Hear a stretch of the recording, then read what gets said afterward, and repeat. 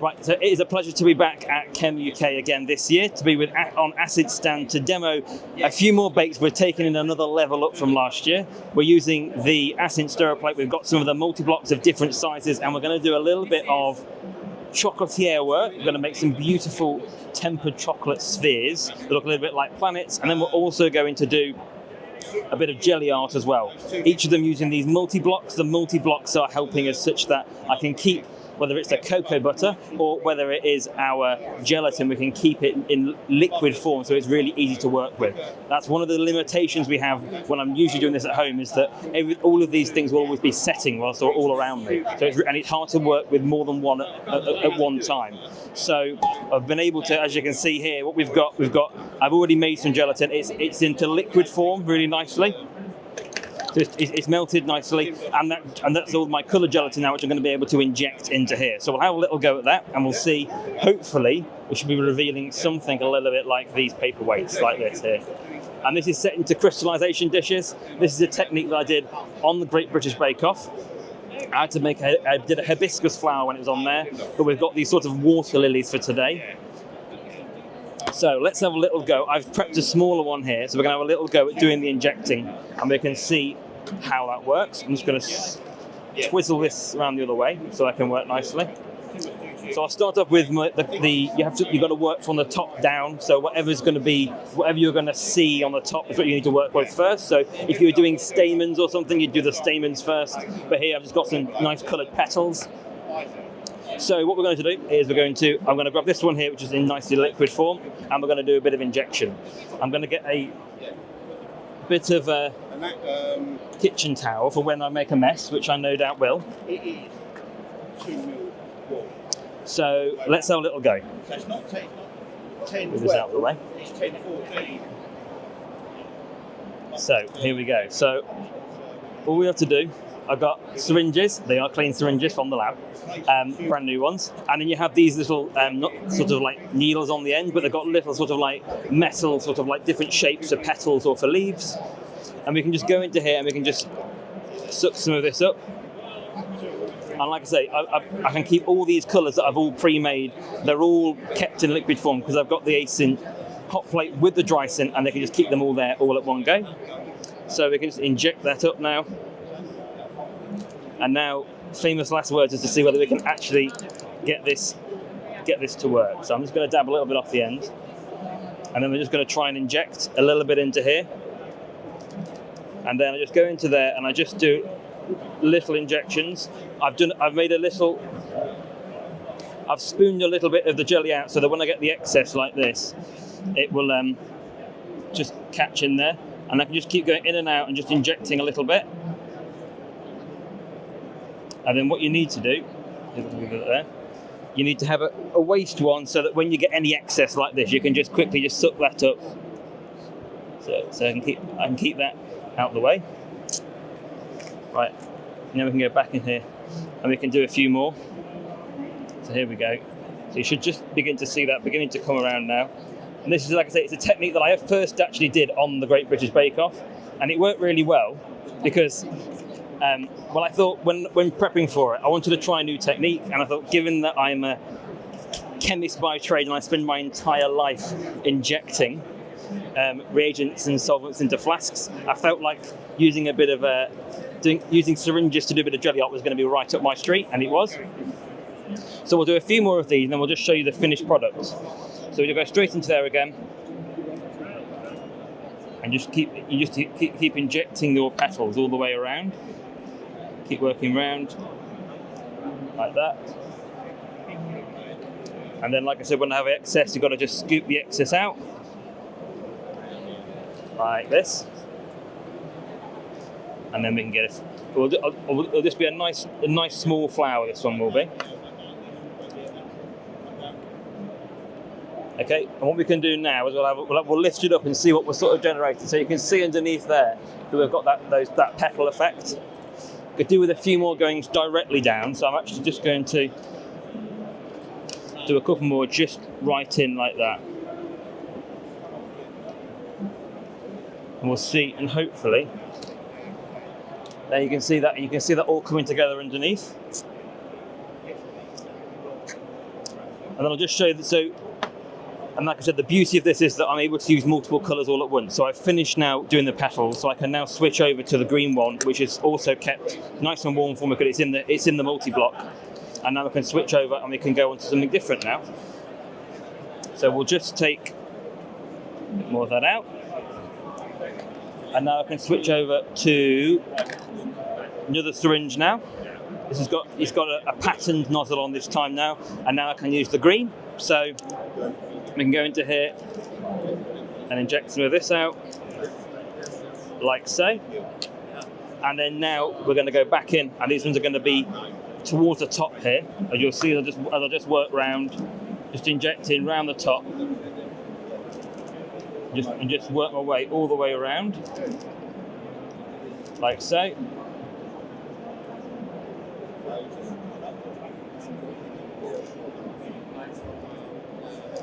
And there we go. And again, I'll just get a barrel, suck up some of the excess. And this is one of those things, if I was doing this normally, I'd be making such a mess right now. But actually, it's different for me. I usually am a bit messy, but this has been really clean today. So I'll just do a couple more leaves, and then you can see underneath what it looks like. So let's just do these last ones. So again, adding another level now, getting towards the edge.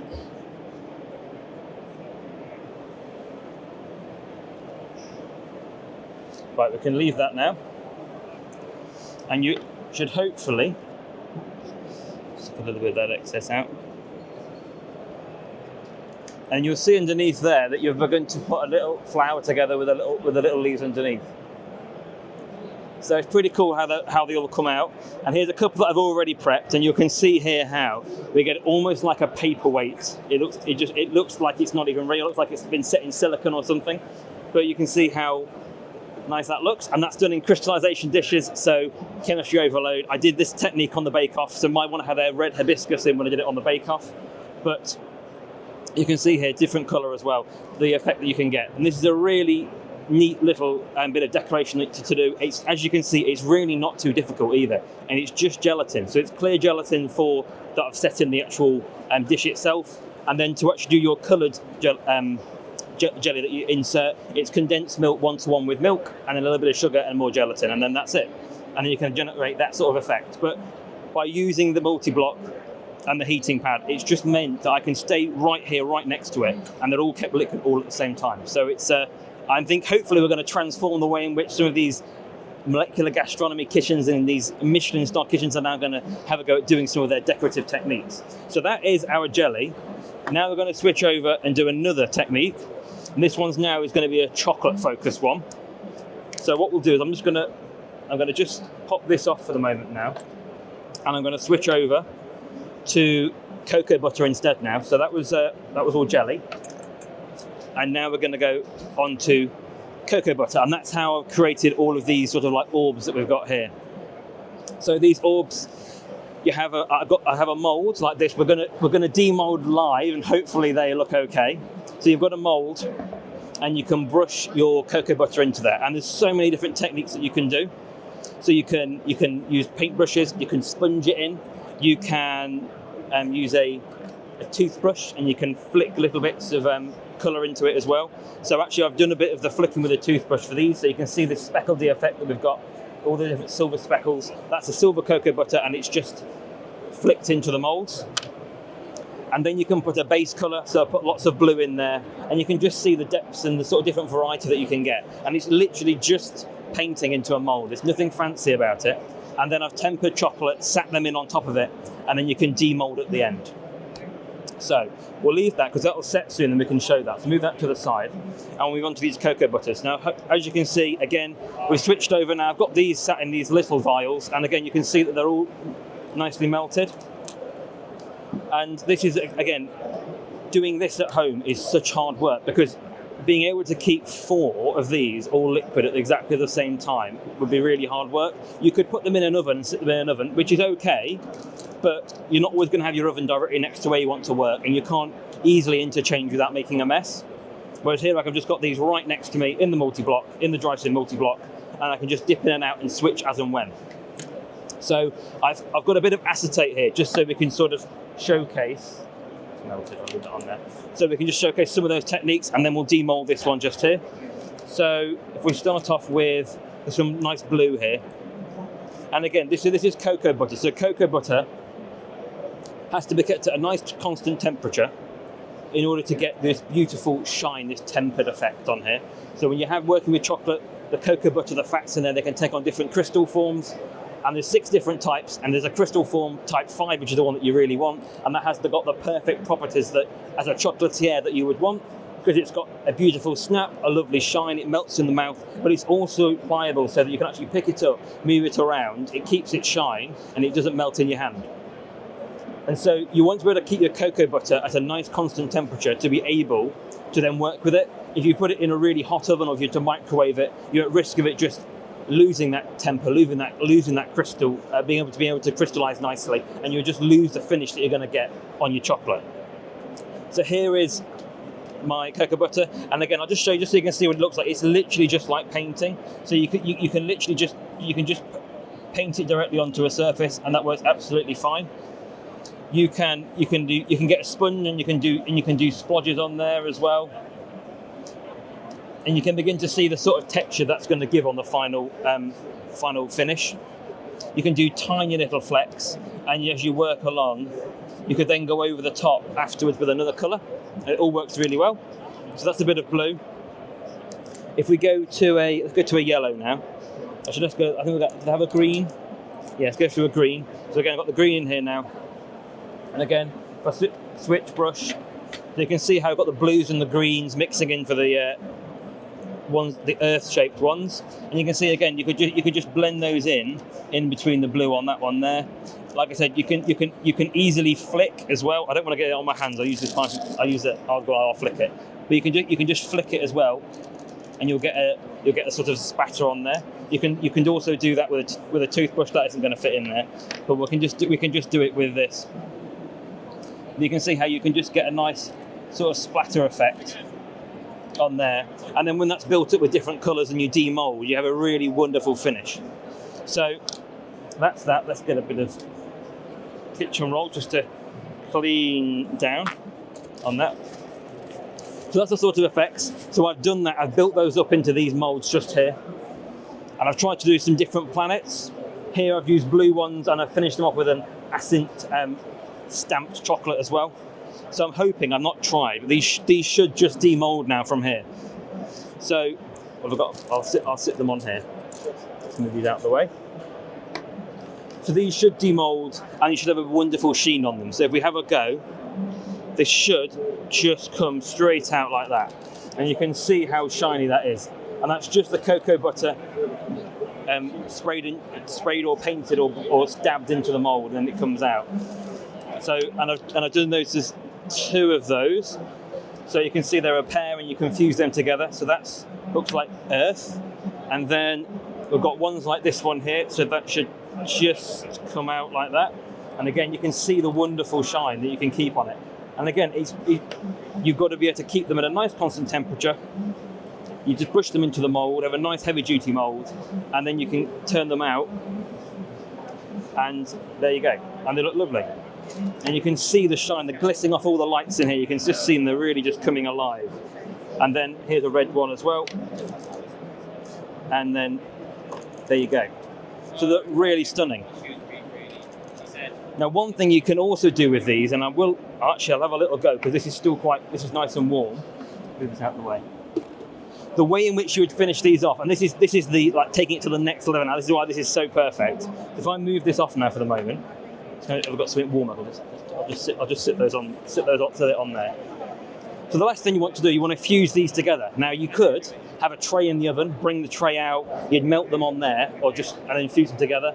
But with a hot plate, this is the perfect size. So we're going to have a go. Let's just see if I can do it with these red ones.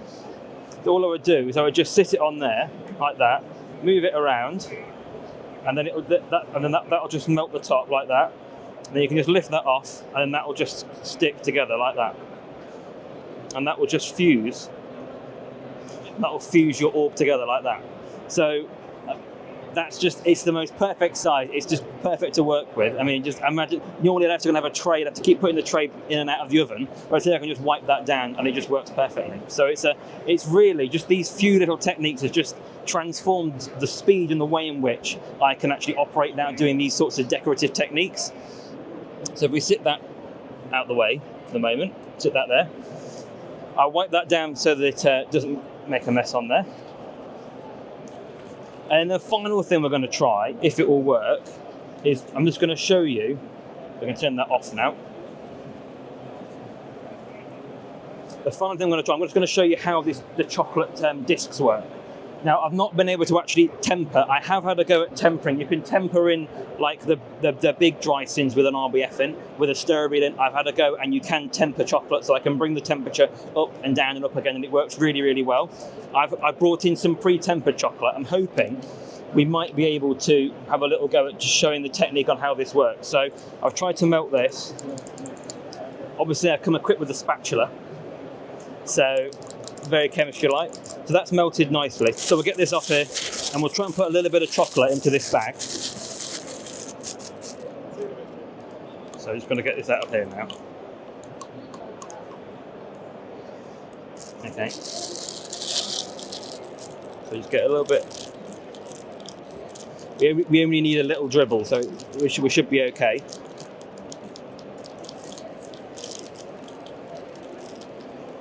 Okay. Hopefully that should be enough. We only need a very, very small amount.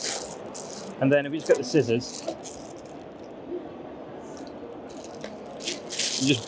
we'll just bring this chocolate down to the bottom, and I'll show you how we do the stamp. So all I'll do is it will just be a little bit of chocolate piped into a little mound,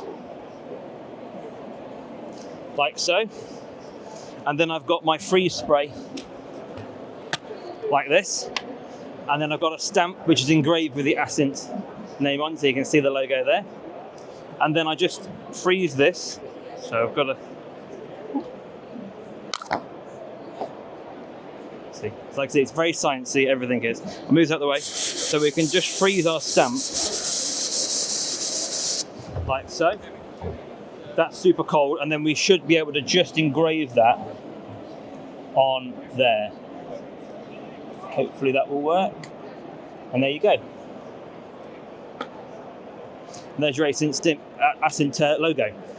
So that's pretty much all I was going to show, but I've done about 4 or 5 different techniques. We've done jelly art, which should have now, as you can see, that's now set. That jelly is now set, so it just shows that by doing it on the hot plate here, it's worked incredibly well. So I can now turn that upside down, and that's all done. And that can go alongside this one and this one. So you can see how that's worked.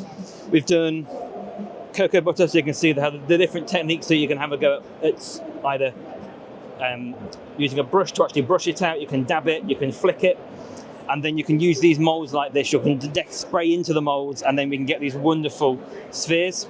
Also use the hot plate to help fuse my sphere together as well. So that's worked really well. That's now set, so that won't move.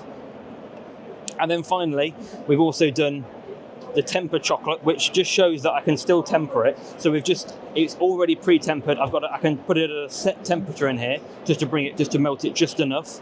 And then we've frozen the stamp, and we've got the engraved logo as well, which is on these chocolate orbs here.